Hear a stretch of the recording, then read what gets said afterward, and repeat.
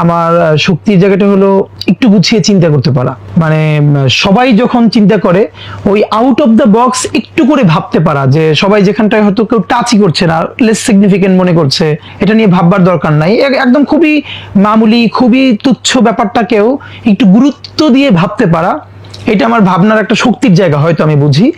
দ্বিতীয় যে স্ট্রেংথটা ছিল সেটা হলো, মানে দেখেন না, আপনারা খেয়াল করবেন আমি যা বলি এটা না স্পেশাল কিছু না। এই যে মানুষ আমার বক্তব্য অনেকে ভালোবেসে শুনে, মনোযোগ দিয়ে শুনে, বা অনেক মানুষ দেখে, এটার মধ্যে আপনি প্রচুর একাডেমিক টেক্সট, প্রচুর রেফারেন্স, মানে প্রচুর উপাদান পাবেন না।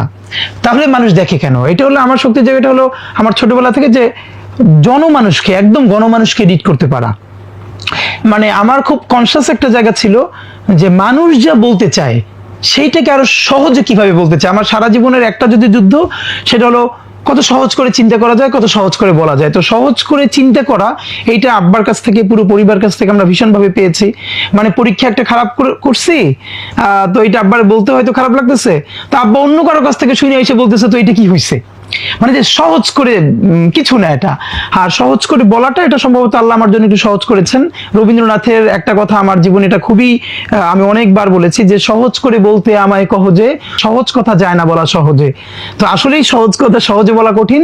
আমার মনে হয় যে আমি মানুষ যেভাবে বলতে চায় বা সে কথাটা বলতে পারে না কিন্তু তার মনের মধ্যে আছে, ওইটা কোনো না কোনো ভাবে হয়তো আমি একটু বলে ফেলি বা বলে ফেলার চেষ্টা করি, এই জন্য মানুষ কানেক্ট করতে পারে আমাকে। তো আমার স্ট্রেংথের জায়গাটা আমি মনে করি যে একটু সহজ করে, সহজ মানুষের জন্য, আমজনতার জন্য করে বলতে পারা।